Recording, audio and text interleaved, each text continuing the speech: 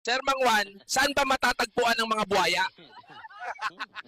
Tagal mo ng reporter, di mo pa alam yan. Sa akin mo pa tinanong. Sir, saan po tirahan nila?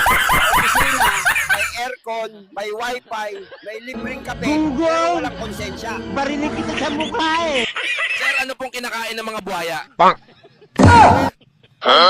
At pangarap ng mga Pilipino. Paano po malalaman kung buhaya ang kaharap mo? Kung nakabarong pero mas makapal pa sa balat ng buhaya, yun na yun. Sir, saan nagpupunta ang buhaya pagkatapos ng termino? Sabi, Ayaw, di ma. Kailangan ka ba ng bayan? Naka-sport car pa. Anong natural habitat ng buhaya? Session hall, at minsan, birthday party ng kapwa buhaya. May alam po ba kayong buhayang mabait? Meron. Yung natalo sa eleksyon. No, no, no, no. Depende kung maubos ang pondo. Sir, Mangwan, natutulog ang buhaya. Hit nila.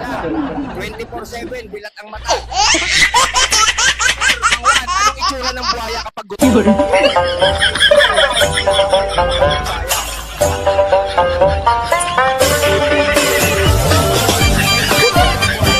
Meron, takot, mawala ng pork barrel.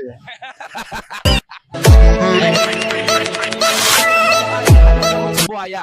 Wala, pero pwedeng hulihin at i-display sa museum ng katiwalian.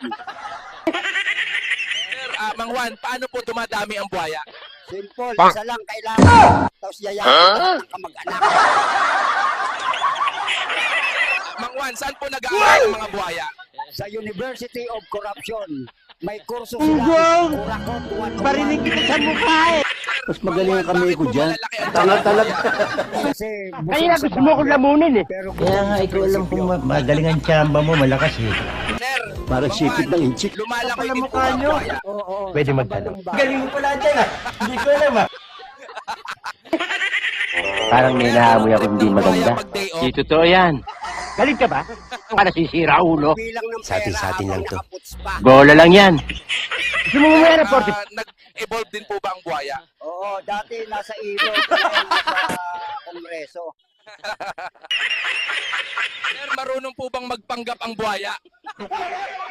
Sila nga gumawa ng salitang serbisyong publiko. Sir, may kaaway din po ba ang buhaya? Meron, kapwa buhaya na ayaw magbahagi.